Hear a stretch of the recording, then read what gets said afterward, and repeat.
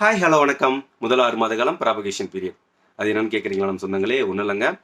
நாம் புதிதாக வேலைக்கு ஜாயின் பண்ண டயத்தில் ஒரு சில கம்பெனி நம்மளை முதல் 6 மாத காலம் ப்ராபகேஷன் பீரியட் வச்சுருப்பாங்க. ஸோ நம்மளுடைய திறமைகள் பெர்ஃபார்மன்ஸை பொறுத்து தான் ஆஃப்டர் 6 மந்த் நம்மளை கன்ஃபர்மேஷன் பண்ணுவாங்க. ஸோ அப்படிப்பட்ட ஒரு சூழ்நிலையில் தான் நம்மளுடைய அண்ணன் மாண்பு முதல்வர் திரு விஜய் அவர்கள் இருக்கிறாங்க. நாம் ஒரு 10 பேரோ 50 பேரோ 100 பேரோ இருக்கிற ஒரு கம்பெனியில் நாம் ஃப்ரெஷராக ஜாயின் பண்ணும்போதே நமக்கு ஏகப்பட்ட சவால்கள் வரும். நம்மளை வேலை செய்யாமல் தடுப்பார்கள், நம்மளை அவதூறு பேசுவார்கள். இந்த மாதிரி ஏகப்பட்ட ஒரு இக்கட்டான சூழ்நிலையை கடந்து எத்தனையோ பேர் நம்ம வந்திருப்போம். ஸோ அப்படிப்பட்ட சூழ்நிலையில் இருக்கிறார் நம்ம அண்ணன் முதல்வர் விஜய் அவர்கள்.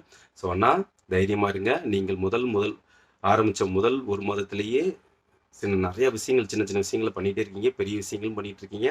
மக்களுக்கு தேவை சிறுசோ பெருசோ இல்லை, நல்லது மட்டுமே.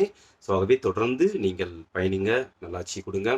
ஆஃப்டர் 6 மந்த் ப்ரூவ் பண்ணிவிட்டு நீங்கள் கன்ஃபர்மேஷன் ஆகி ப்ரொமோஷன் ஆகி நெக்ஸ்ட் அடுத்தடுத்த ஸ்டேஜுக்கு போக எங்களுடைய அனைவருடைய சப்போர்ட்டும் உங்களுக்கு இருக்குன்னா, மக்களே ஒன்றே ஒன்று நம்ம இந்த நேரத்தில் தெரிஞ்சுக்கிறது ஒன்றே ஒன்று தான். அவதூறுகள் வந்துக்கிட்டே இருக்கும். நம்மளை முடக்குவதற்கு ஏகப்பட்ட இது நடந்துகிட்டு தான் இருக்கும். ஸோ நமக்கு தெரியும் எது ரியல் எது ரீல். நான் எப்பயும் சொல்கிற மாதிரி தான் இப்பயும் சொல்கிறேன்.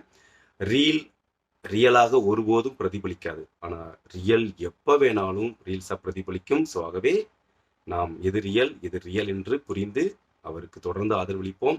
அவர் நல்லாட்சி கொடுப்பார். இது மக்களாட்சியாக மலரும். மென்மேலும் அவருடைய பணி சிறக்க எனது மனமார்ந்த வாழ்த்துக்கள். கான்ஃபிடண்டாக இருங்க மக்களே. நல்லதே நடக்கும், நல்லது மட்டுமே நடக்கும். மீண்டும் சந்திக்கும் வரை உங்களிடம் விடைபெறுகிறேன். நன்றி, வணக்கம். நல்லா இருப்போம் எல்லாரும் நல்லா